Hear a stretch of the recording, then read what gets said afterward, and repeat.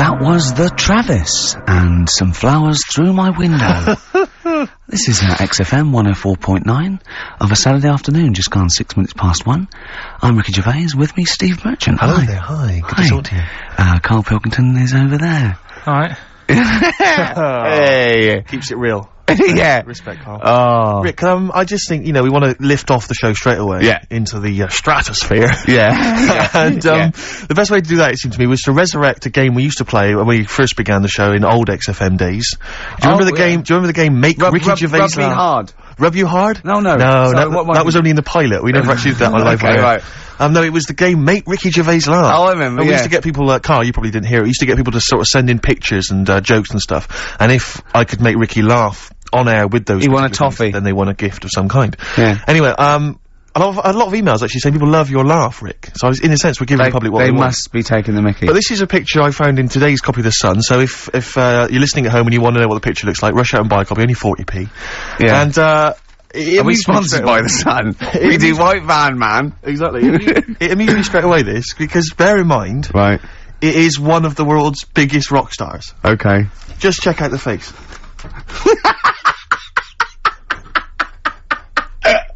Oh, that's fantastic! Look at that. Oh, that is Michael Stipe. Oh dear, with sort of like looking like, I don't know, some sort of Nazi officer. That's not libelous. That's not libelous. In your opinion, Michael Stipe, yeah, he's outside there during the press conference for Peter Buck's acquittal. It's not a good picture. I love R.E.M. and I love Michael Stipe. I think he's a lovely man, but that's a bad picture, isn't it? He's got big glasses on and stubble, obviously he's got bald head. He doesn't appear to be looking at anything. He's looking right beyond everyone else. Can you see that, Carl? I'll tell you who he looks like. He looks like Zig, I think, from Zig and Zag. He looks like he's a Muppet made of foam. Oh, lovely. Nice to see that game come back. Yeah, the medium of radio. Yeah. Oh, what a good picture that is. I hope you enjoyed it. Coming up soon, we've got Sir David of Bowie, Nicolas Cave, and Travis. Flowers in the window again. Play a song.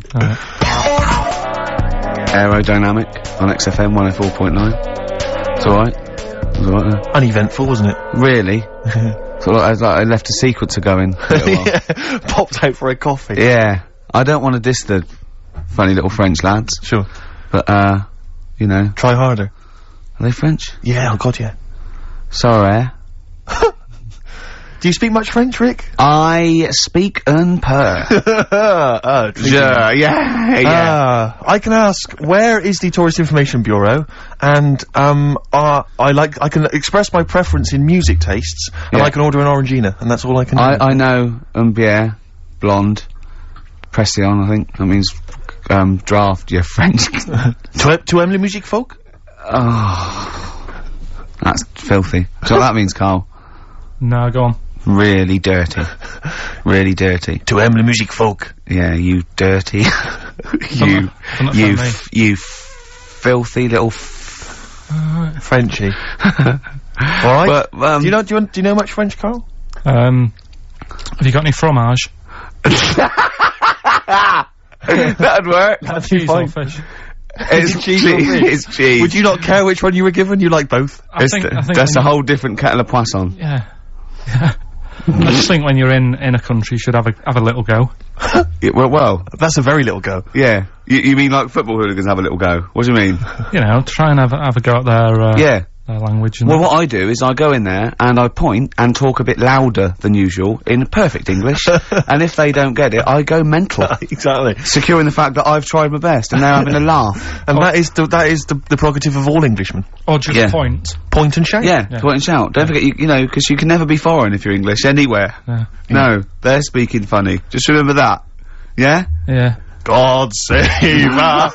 Sorry, go on then. You were going to say something else. Yeah. That picture you were showing me.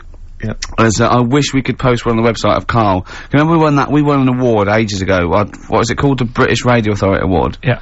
And, we made Carl get in the picture, and he was a bit reticent, but it came nice. But his head is perfectly circular. I put a coin on it, and only the ears popped out from behind the coin.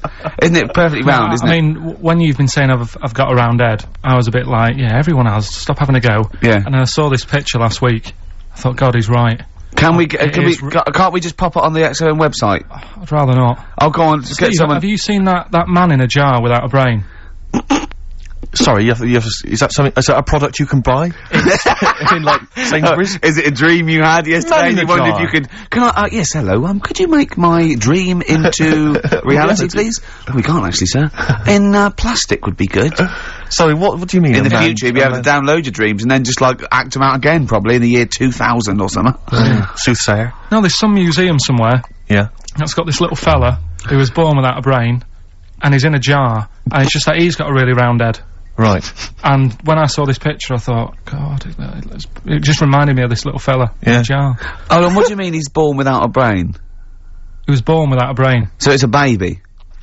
It's not a little fella. Yeah, but it's working. Do you know the difference? Do you have conversations with, like, people in prams thinking, that fella's little, and he doesn't talk much? Yeah. You know babies aren't, like, little people. Well, maybe... Well, they are little people, but I mean, they're not very small adults. They're not like midgets. They don't do a job of work, is what we're saying. yeah, you're very, no. What do you I mean? didn't read about it, I just saw the picture. And This it is looked where like you're a going man. wrong, Carl. This is always your mistake. You see the picture, you don't read the little caption. But what do you mean? How do you think- guess at what you think the meaning But how is. did you know he didn't have a brain? He said something like the brainless man. Yeah, but people say that about you. It doesn't mean you literally you haven't No, got a no. spinal. I bet somebody's seen it and knows what I mean. It's a famous picture. It's Right, like- call in 08700 800 1234. Once again, you win a prize if you can tell us what Carl is talking about. Just in general, it's an ongoing competition. We're trying to find some CDs to anyone who knows what Carl is talking about. Stereophonics, Vegas, 2 times. Well, we've had calls confirming that there was indeed, a fetus, or a stillborn child. A pickled baby. A pickled baby. No wonder it died. Born without a brain. But everyone has, you know, pointed out that it wasn't a little fella. It certainly wasn't a little fella. no. But because it had been in the jar for a long time, I think it had aged a bit. What are you basing that on? You do carry on growing, yeah. Yeah, of course. Yeah. Your ears and your nose. Your ears and your nose. And your eyes don't grow, so, Yeah. you could probably, yeah. I'll dig it out for you. Yeah. Imagine if, like, there was an experiment where they were raising a child just based on the information that we said on the radio. What kind of a person It was like would they download, be? yeah. And it What kind of just, information would they and have? it took everything literally. Exactly. And I think, yeah, there's no irony or, yeah, it was just. They just, everything we said they assumed was fact. Everything that Carl said. And they any assumed was fact. question it had about the world, it could only ask Carl. Exactly. And it was See, now, his- this worries me because without wishing to be disrespectful in any way, Carl, you know I think you're the best man on earth. When you have a child, we could be in a situation a bit like that. Do you know, is it a concern for you, do you think, that, like, when your son's growing up, or your daughter, and they're asking you questions, you're conscious, I mean, you yourself have admitted that I'd just you say- have a sphere of knowledge which you are an expert on. Ask your mother. You'd say ask your mother.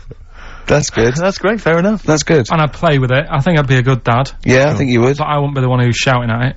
No. I Who would just you like- get to shout I at it? like Probably Windsor Davis. He'd be good, wouldn't he? You horrible little man! Well, you know, I'd tell it the rights and wrong. You don't have to be a really bright person to know the rights and wrong in the world. Yeah. No, I think you are bright, Carl. You are. And at what point in their life would you tell them about the evolution of the baguette? Which you told us. Or Tommy. the story of the bee. Yes. That you scored once. Or the 2 children. Would you ever get them to meet as maybe like that? They could be godparents. The friends you had at school. Yeah, with webbed hands. the big heads and Big webbed heads. They hands. weren't my friends. That weren't friends. I wish we could track them down. Oh, that'd be great. I imagine they're in a zoo. Oh wow. Oh, Yeah. 2 big A safari jars. park, yeah. 2 big jars. Industrial strength jars. Oh, dear. Man. Guess what? Go on. This is one of our last shows. We're going away, I'm afraid, on the, 4th of May, isn't it? I can't remember. That's our last show, the 4th of May. Yeah, not forever. I brought a downer on the whole thing then, Yeah. didn't I? There's people cheering. Well, guess who's taken over from us? And I found this out. I was watching Liquid News the other night. Right. No one had called me. Zoe Ball. Well, she's a good presenter, but is this confirmed? I don't know. Should I have said that? Is this true? Yeah, I think so. Oh, yeah, you've done it now. Yeah. She was in the other day. You watched it on the telly, so... Yeah. But what annoys me is, this is rather like when we got, according to last week's Media Guardian, we got rapped for saying the word cock on the radio. And, what we never did we? That was, we'd had to read that on the internet. No one never told us that just slipped out your mouth, didn't it? What's that, cock? Yeah. Yeah. Yeah, so anyway, And, now we don't even get told face to face that Zoe Ball's gonna take over. Yeah, but it was only, like, sorted out the other day, and then when I saw you We're allowed to say Ball, aren't we? Yeah. When I saw Right. you yesterday, I said, yeah, it's... So we're not allowed to say... Oh. No, I'm not gonna say the word, and we're not gonna say... we're not allowed to say the... We are allowed to say the male bird is a cock, we're not allowed to say the other one, but we are allowed to say ball. Yeah. What if her and her dad, Bobby, would we be able to say a pair of balls? Would we be able to say that? And I don't know. I don't think he's part of the deal. So you don't need to. In fact, if she's listening, call in and confirm it. We'd let her on the air, won't we? As long as she doesn't swear. Yeah, don't be rude. Yeah, don't be rude, Zoe. Lou. Yeah. Don't be cheap, basically. Better warn as well not to leave too much, nothing lying around. Because it'll be gone. Especially if it's skag. Echo and the Bunnymen. Killing Moon. Good to hear that again. Yes. On XFM 104.9. Who are you? I'm Ricky Gervais. Who are you? Steve Merchant. Who's that funny little round-headed fella over Carl Pilkington. there? Pilky. Pilkers. Well, she ain't called, so mustn't be true. I just didn't think we were, being disrespectful to her, because we both think she's a fine presenter, and I think she'd do very well on there, and I think it's a good move as well. Yeah, but can you just say it's not forever? Isn't it? No, I think she'll become more popular than us. And at least she can I think that'll be the end of us, to be honest. Well, she can string a sentence together. I think she'll get lots of PR and everything, and she goes out with Big Boy Slim. Big Boy Slim. Who's, you know... A good DJ. He's a good DJ. And, is her name Zoe Slim now? Yeah. Right. And, you know, there will be nothing. It's 3 months, isn't it, she's taken over for? Is she getting paid the same as us? I don't know. We'll find out. I bet it's a hell of a lot more. I'll go mental. I bet it's good money. It's good work. I'll go mental. Yeah, well. Well, there you go. What are you gonna do? I'm, for 3 months. I'm gonna have Saturdays off. What Is are you she, are you gonna present with her? Are you gonna come Who's on and press the buttons? He's not allowed. No, I hope not, because, you know, you're our whipping boy, co-presenter. Yeah. You're like our little fella in a jar. Yeah. It's In fact, that's what we should do with you over those 3 months. Keep it in a jar, and we can have it in alternate weeks. Like step-parents or whatever. Yeah, that'd be great, wouldn't it? Brilliant, just you can Oh, do the jar me and with- Steve will fight for custody. Yeah, it'll be a big jar though, you can put stuff in there. You can have, it won't be like, full of water or vinegar or whatever they do. Or You won't become Pickled formaldehyde. Carl. No. It'd be like an big air chamber, and you're sat there, and it'd be like a little, what would he be in, an armchair or something? It'd be in an armchair, and we'd have stuff in there, and we'd bring your girlfriend like once a week, and she'd go, no, we put a blanket over the top so we wouldn't, you know, see anything. But like the Big Brother household. Exactly. Yeah. Now that's a hell of a documentary. Oh, that'd be amazing, wouldn't it? Carl in a jar. But anyway, that's what, so we're going away on the 4th of May for 12 weeks. It's a long time, isn't We it? were doing the second series of The Office, so we can't be around, I'm afraid. And Zoe Ball standing in for us. And, That can't be right. She's not. I don't think you can say standing in for us. isn't that right? Taking over the show, I think would be fair to say. I don't know, I can't say anything now, can you? I'm Don't worried say about that. that. Just 'cause he goes up with Big Boy Slim, Mm. you gotta be careful what you say. Yeah. Carl, you look upset. You're starting to think that we're getting melancholy now, that you're just gonna sit at home. What are you gonna do every Saturday? Dunno. Go shopping. Let's sort out a jar. You've got to do the balloons before then as well. You've got to send you up in a balloon. Maybe we can send you up in a balloon and you come straight down into a big jar. Yeah. And they put A giant cork in straight away. yeah, and there's a big cheer. I tell you what we could do. We could set you adrift like Robinson Crusoe set the bottle and see where you end up. If you find me, yeah. Oh, you might go to an uninhabited island or something. I'll tell you something I learned in the week. Go on. Just reminded me there about going up in the air. Go on. Right, if cars could drive up, it'd only take an hour to get into space. Which is great. Going how fast? About 50 miles an hour. You just made that up, didn't you? You just guessed that. You just guessed it. You just said about 50. Yeah, See, but this is what worries me. If you have a son or a daughter, Yeah. age 50, he's Yeah. gonna be out in the street with a ramp pointing into the sky. Dad, how long do elephants live? About 1,000 years. 1,000 or something. I wouldn't say Dad, that. how much can an ant lift? About a quarter of a kilogram, probably. About 2 bags of sugar. If you guess, it's not fact. Yeah. Just 'cause you thought it, that doesn't make it a fact.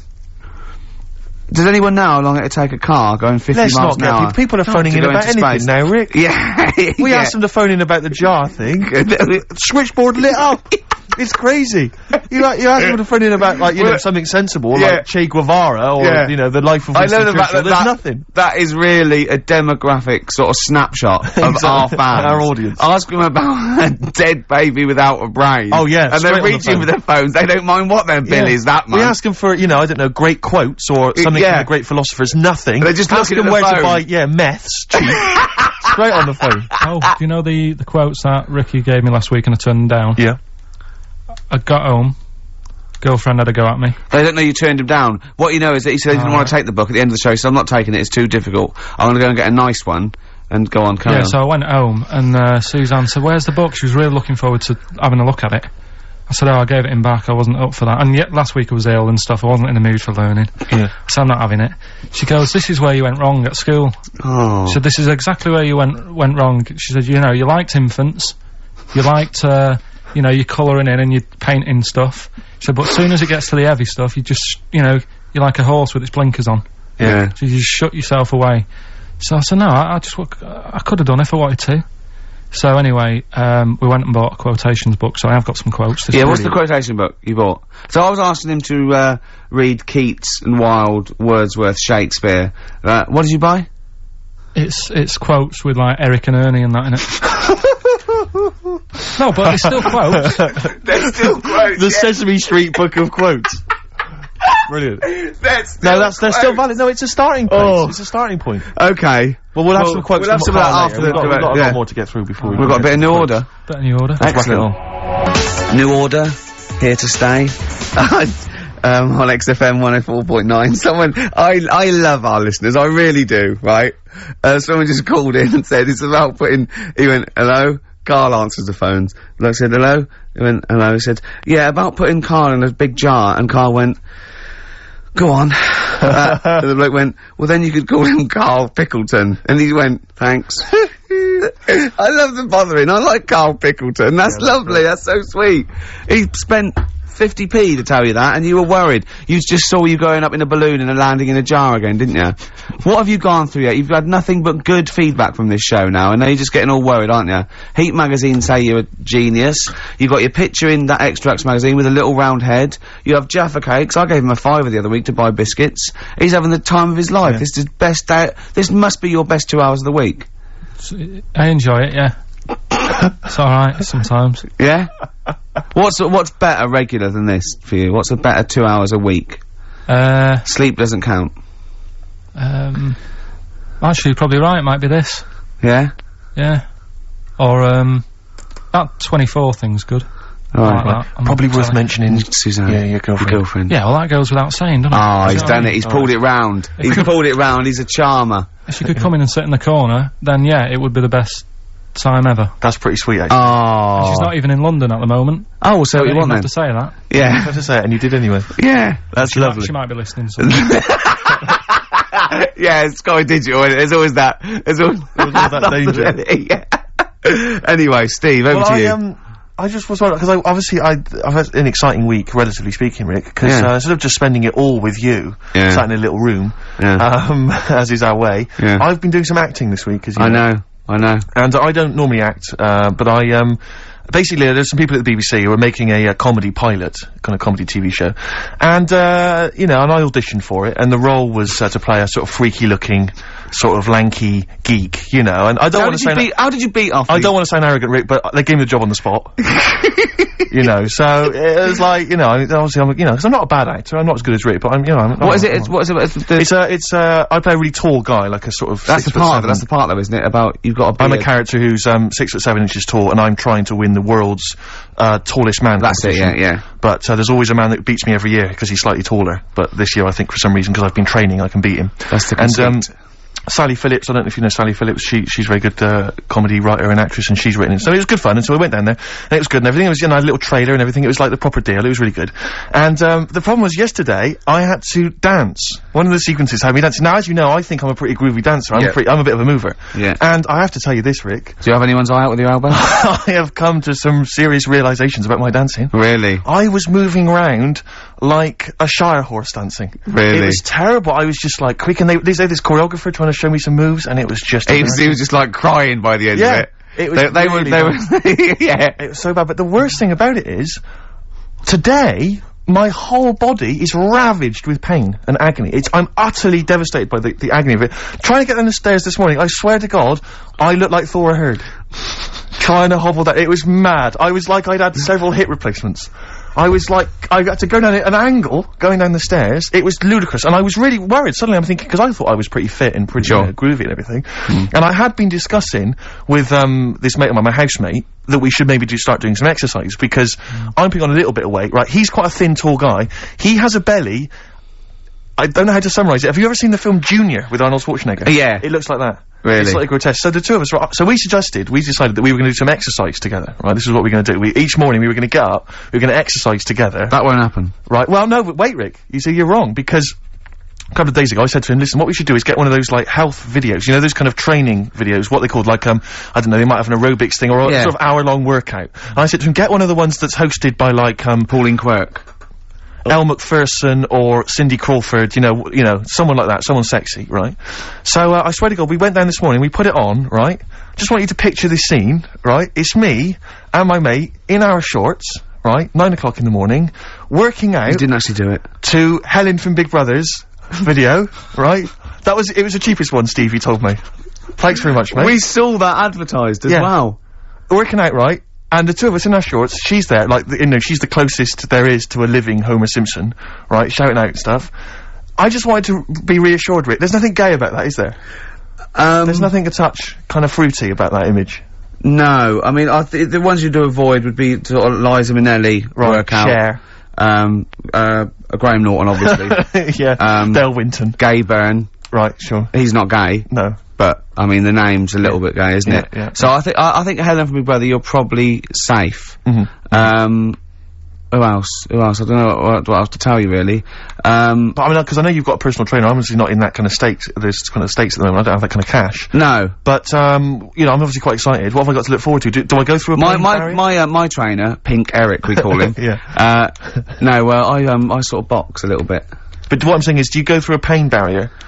No, I stopped way before that. Right. And I sit down and have a beer.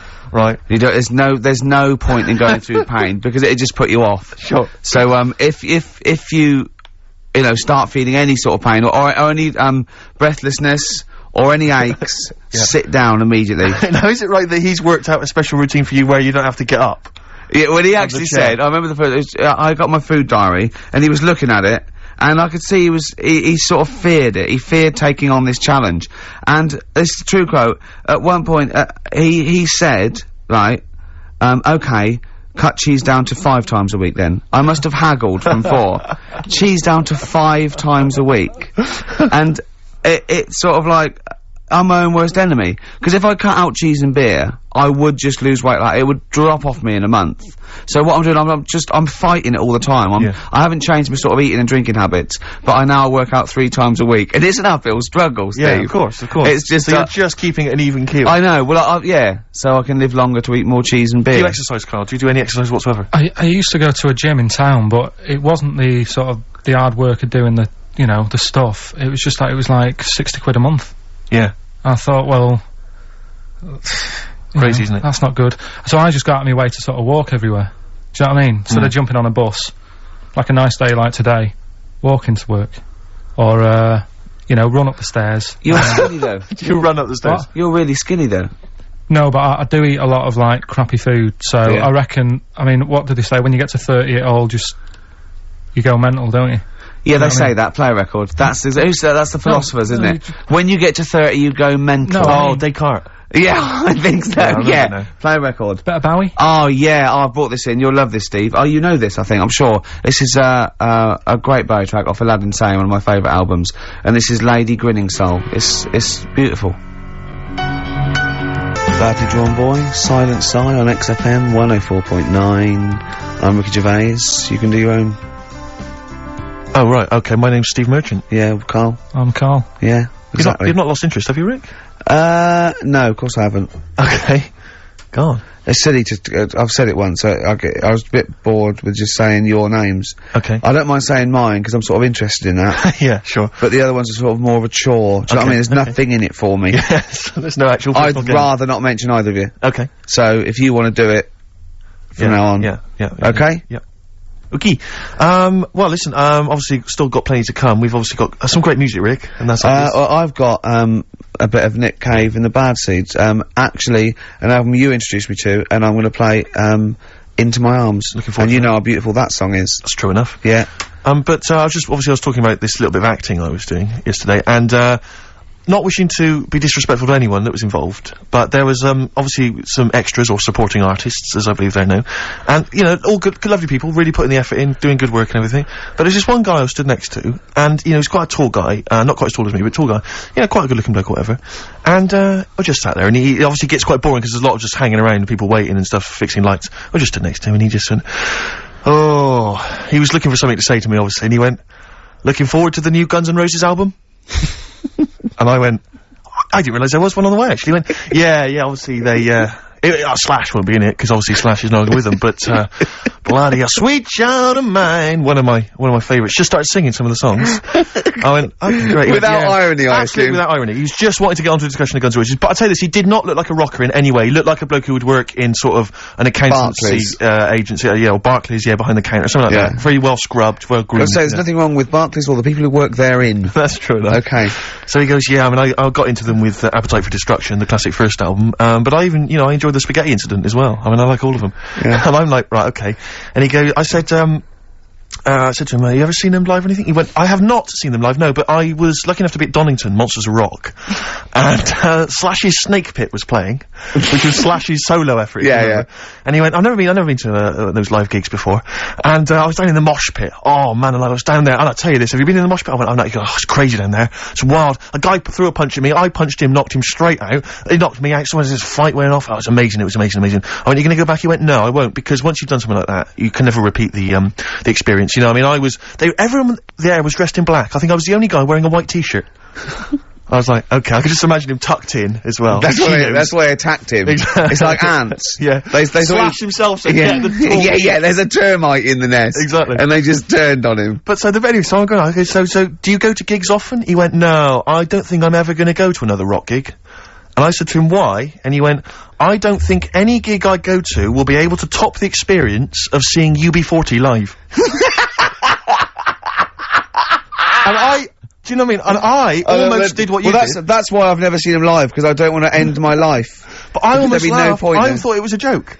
I thought he was making a joke, and I was about to laugh, and I realised he was deadly serious, and I went... UB40. Oh, good were they? He went absolutely blinding. One of the most incredible live experiences I've ever seen. I imagine. Did they remarkable. do songs in a sort of mock reggae style? Apparently for they 2 hours. And then he began to tell me which of his favourite... He went, I don't know if... I said, have they done anything recently or put anything out? He went, I don't think they're going to be able to top, those classic albums, Bag of Riddim and Rat in the Kitchen.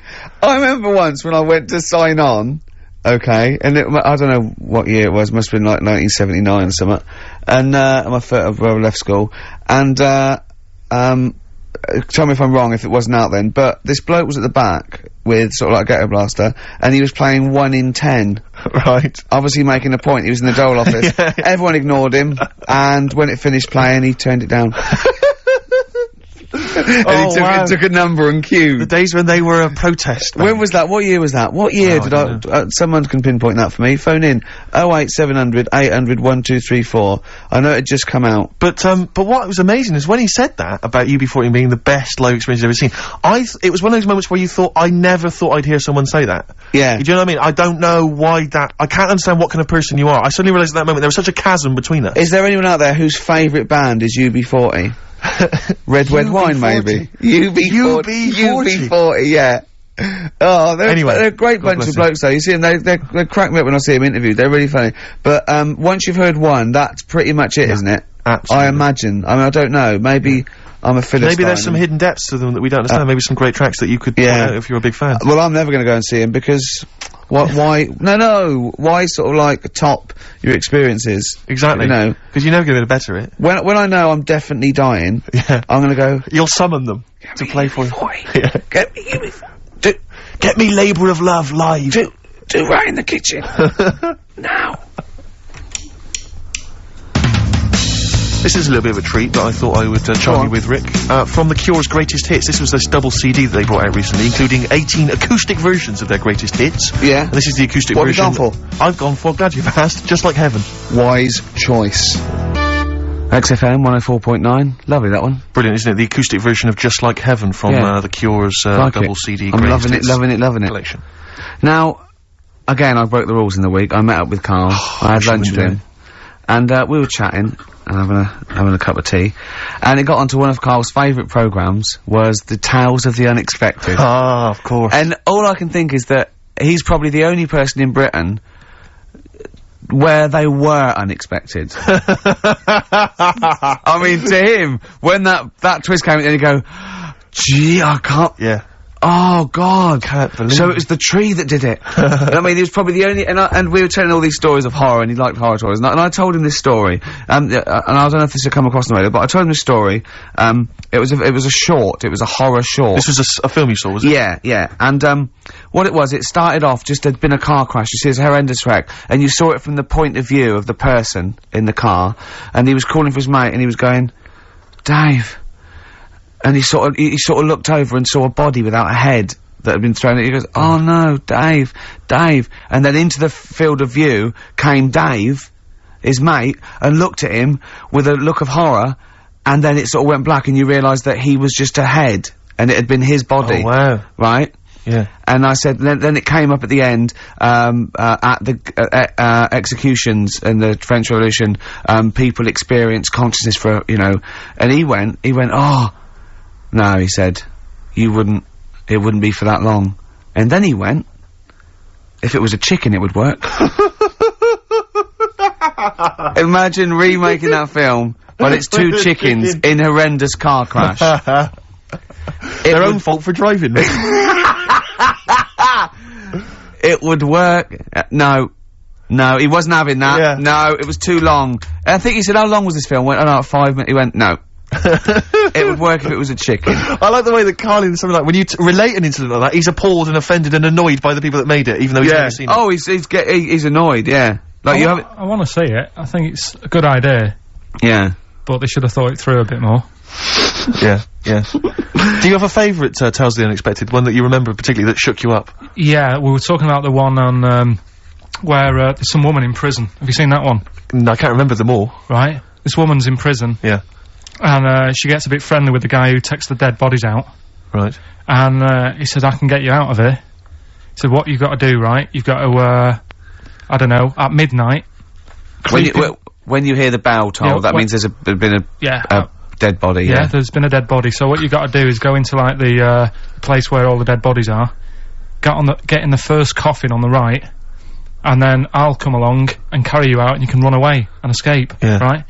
So she goes, yeah, alright then. So she hears the bell go. I'll bury you, right?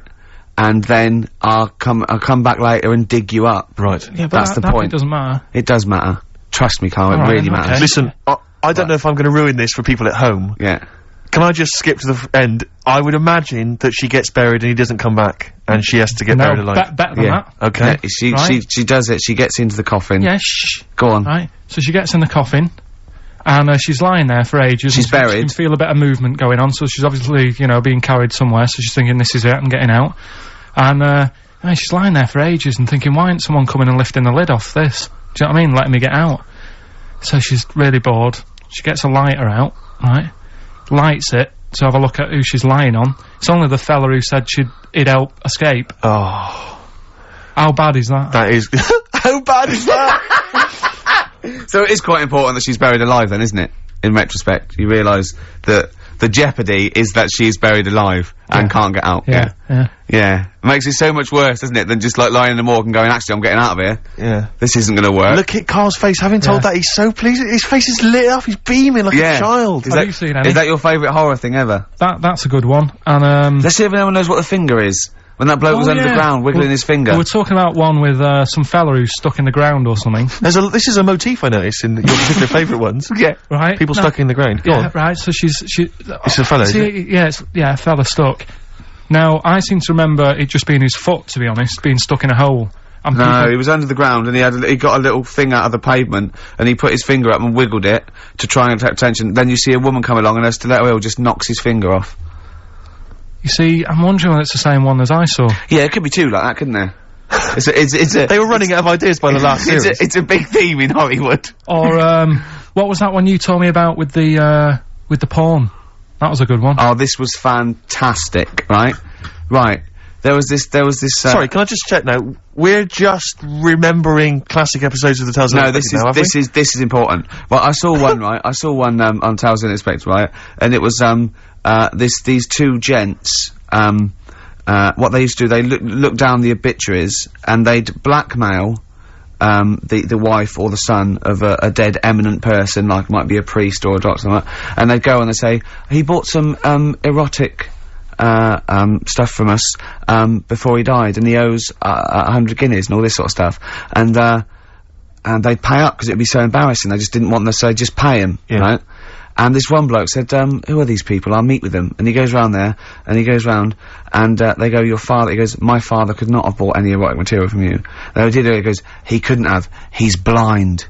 Right, and that was the twist. And Carl went, so it was magazines, not videos then.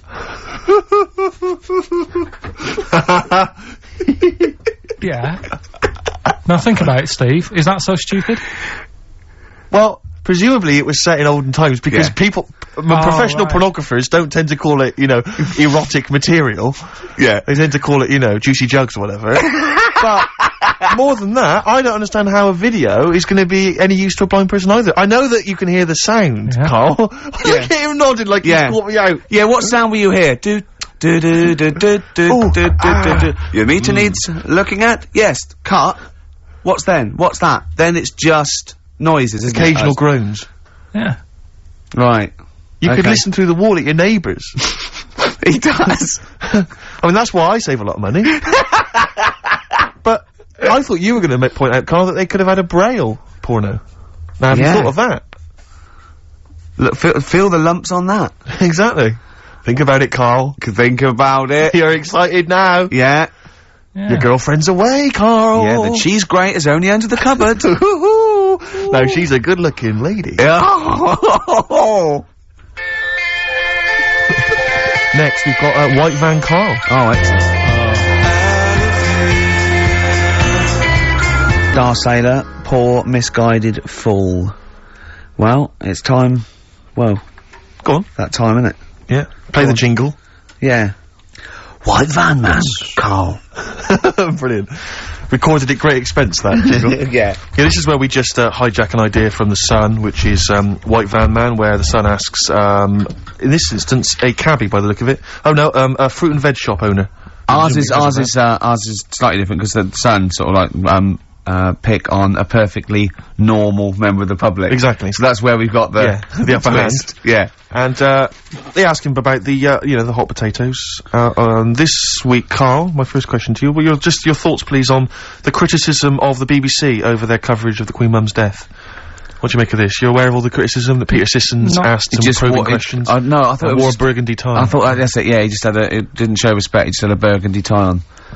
See, that's not really not showing respect, is it? No, it's not. You know, you show your respect by sort of doing the news on it, giving her a bit of coverage, and showing, you know, what publicity. What a good woman she was or whatever. Yeah. And then you move on to sport news or whatever. Do you know what I mean? Yeah. I totally agree. I don't like the way everything's morbid. I was thinking about it. It's like, you know, the way in birthday cards and that, people always put funny things in them. I think you should save things like that for funerals, for like funeral cards and that, and try and cheer people up at times when they're low. Do you know what I mean? Because on your birthday you're quite happy anyway, so you don't need someone putting a funny comment in a card. I think, you know, when you send a card... What would you suggest? Well, you know, whoopee cushion, but on the vicar's chair. How would you liven up the funeral? Just little things in the card. I mean, you're just writing stuff like, well, you know, at least you're still alive or whatever. So as you're giving the eulogy, that'd be good. So suppose someone's husband's killed in a car crash, you go around with some flowers and a little card, and it says, "At least you're still alive." Well, maybe something funnier than that. Well, maybe, like, if you got up to give the eulogy during a funeral, just wear a pair of comedy tits. Yeah. Or those glasses that are eyes on sort of springs. But why has everyone got to be so sad about someone dying? No, what annoys me is that when you see the people on television, these sort of members of the public, and they're crying about the Queen Mother, who was sad when anyone dies, sad when anyone nan dies. She was 102. And, I mean, it's sort of like, I think they should cry. Well, there's a picture in the paper today. I don't understand it. There's a picture in the paper today of, various people who were lining the funeral kind of route yesterday, and there's a picture of a very young child, maybe sort of 5 or 6, on the arms of her dad, and her head bowed, and it says a young girl there weeps for the Queen Mother. And I was looking at it, and you can tell she's just tired. Well, she's just tired and bored. It's so transparent that it's not crying. It's most just, what are we doing when their nan dies? Exactly. You know, it's sort of like. But what is a 5-year-old girl gonna be? Why is she gonna be crying? The Queen Mum said, "Oh, I can't believe it." Yeah. Teletubbies? No. The Queen Mum.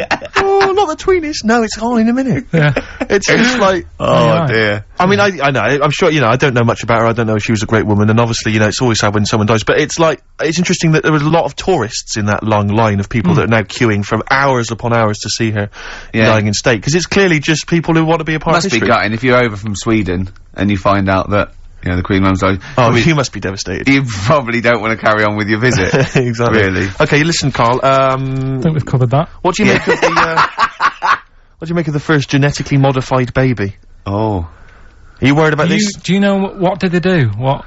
Let me see what it says here. It Well, says, isn't it just choosing the, you know, eye colour? Well, this is the concern, isn't it? That in the future you'll be able to decide whether it's a boy or a girl, how intelligent it is, what it looks like, is it handsome, is it ugly? Obviously, no one will choose an ugly baby, and so on and so on and so on. And so it means that, you know, where will it lead? Where will it end, Carl? Are you concerned?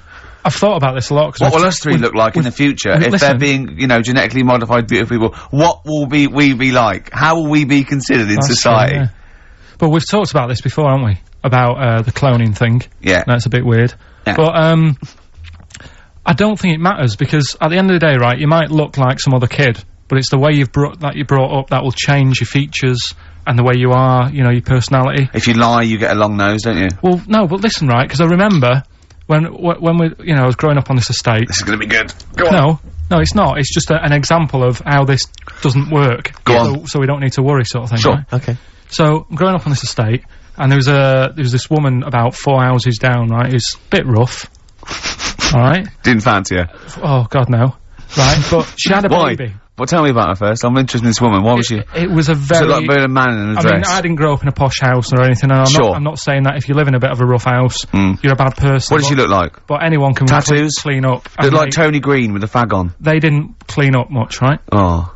Which, even if you've not got a lot of money, you can still try and make a place look nice. Yeah. Right? But she didn't, and a kid used to take a horse into the house.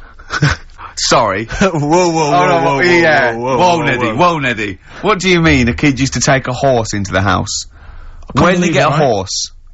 Must have nicked it from somewhere. Must have done. You've seen a horse with it? No. What, is that from outside the saloon round the corner? Yeah, was it just tied up with a bit of... Right? And, oh, that's great. Did Big Jake come looking for it? I'd been out. Oh. Sorry, let me get this. This was before the lynching stopped or after. Where did he get a horse from? What do you mean he must have nicked it? His mum said, where'd you get that from? I bought it. Alright then. But keep it out the kitchen. I don't want you going Catlin rustling. Where did he get a horse from, Carl? And how long did he have it for? Was he leading it or riding it? Mum, open the door, I can't stop! I can't stop it. Open the patio door as well, Looks like we got us a runaway. What do you mean? I don't know, but the thing is, they couldn't afford to buy one because they're not cheap. So I'm just guessing. Maybe that's wrong of me. But I think... He had a horse? Yeah, right. So that's why the family didn't have any money, they'd spend it on the horse. No, I don't think, that's what I'm saying, I don't think they would have bought it. So anyway... Yeah, it's wise to whisper, Carl, in case they're listening. Yeah, and they could be in the room next door. It's not buying it, it's keeping it as well. Oh, so I was like in the car with my dad coming into the avenue, and you used to have to drive down it to turn round and and you know, sort of go back to our house. You had the traditional method of transport. Yeah. And the horse was in the lounge. Reading a paper. Just like walking around. Oh God!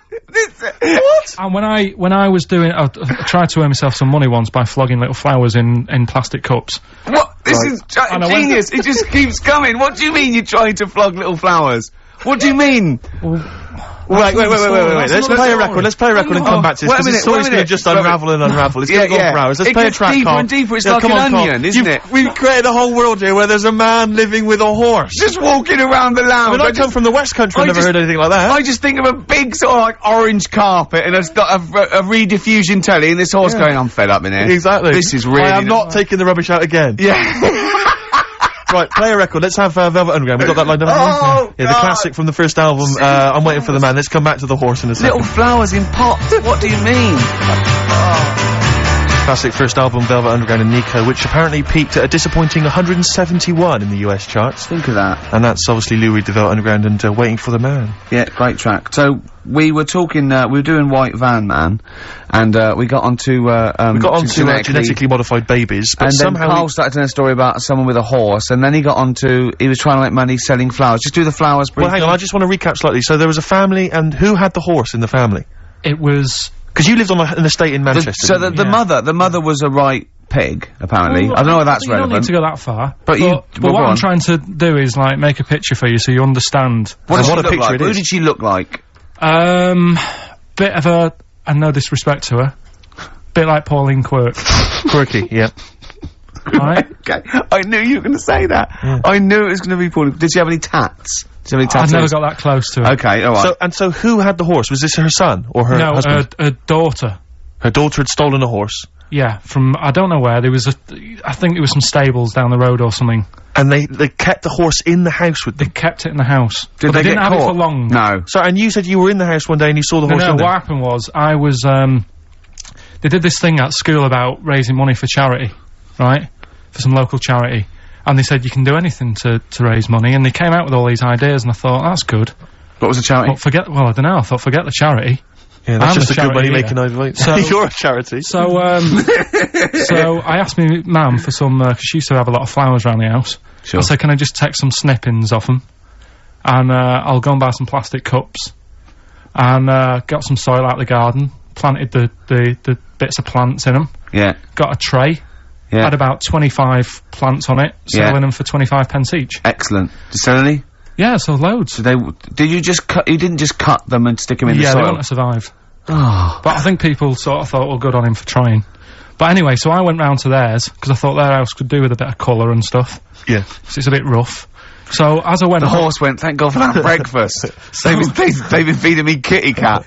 so I got up to the door, and they opened the door, and it was one of them houses where no carpet, Yeah. A horse in the living room. You know. We've all been there. and, Yeah. and the horse was walking around the living room. Oh. I looked quite happy and everything, because I always say that about animals. Black Beauty right? was on. Yeah. Well, think about it, right? If you were a horse, where would you rather be? In a little wooden hut with a load of hay, or in like a house with a Central heating. 3-piece suite and Sure. a telly and that? Telling you that! No, but I was saying this the other day, And an Atari. right? I was walking through London the Commodore other day, 64, Yeah. rubbish. Exactly. walking through London with Suzanne, right? Yeah. And you know, like homeless people always have dogs. And Yeah. she said, "Oh, I hope she looks after it." I said, that dog is happier than most dogs, Right. because people always walk past and give it a pat on the head. Yeah. It's with its owner all the time. Yeah. It's out in the open. It's not locked up in a house. Yeah. It doesn't You know what I eat, mean? but other than that. No, it does eat though. They're always all right. So that's what I was saying. I think this horse was doing all right for itself. Do you know what I mean? Well, not many horses have got their own house. Exactly. For a start, yeah. But anyway, that's That's what by we the were talking by. about. Yeah, so anyway, this family, who's a bit, what we were talking about, it was about cloning. Genetically modified kids Yeah. and all that Yeah. stuff, yeah. Right, now what I'm saying is, you could say, you know, right, Steve, you could have a baby, right? And Ricky could see it and say, God, I want one that looks like that, Yeah. right? It could happen, Rick. So, Come on, work with him. so you take it to the doctors, and I don't know what they do, they inject it with something or whatever, Yep, that's how Yeah. it's done. Yeah. and get a little baby, and there it is, it looks the same. Now the thing is, you separate, you both go off and do your own things, Yep. right? Now, you look at Stephen, you look after your baby, Yeah. you treat it well, you give it good food and I'm that, a good dad. all the vitamins and stuff. Yeah. Ricky just gives it cheese, right? So then it changes its looks, it goes a bit fat, you know, it gets tired easily, and that sort of thing. Now, when this family... Why am I just feeding a baby cheese? Right, this family who had a horse in their house. Yeah. They had a little baby, and my mum went round and said, "You're not going to believe this, but it's a beautiful looking baby," right? Yeah. And I was like, well, you know. And the weird thing is, it was a good looking kid, but as time went on, they didn't really look after it. And I'm not saying like abusing it, but it used to run around, it used to play out till like 10 at night. Yeah. It used to chase cars. Right. It was a bit... Did it have hooves? Yeah, no. Chase cars! Right? What sort of kid chases cars? Oh, God. No. Was it called Rover? The weird Did it catch stick? It's Liam, it was called, right? Right. Now, the weird thing is, it was a good-looking kid, but as time went on, and all that, like, not eating properly and its hair was all patchy. It's not Liam Gallagher, is it? And chasing cars on that, and it became an ugly kid. It's definitely Liam Gallagher. And that's what I'm saying, right? You can clone all you like, but at the end of the day, it's how you brought up. Brilliant. Wow. What a life. Wow. That was a hell of a point. Oh, God. But am I right? You're always right, Carl. Finally, White Van Man, what do you make of the fact that Sainsbury's are bringing in square tins? Is that a concern for you? Is that true? Apparently so. Why? Don't It's know. like it's easy to stack. This is what the guy in the Sun has said. That should be interesting for... That should be... His comment on Sainsbury's are bringing in square tins is that should be interesting for meatballs.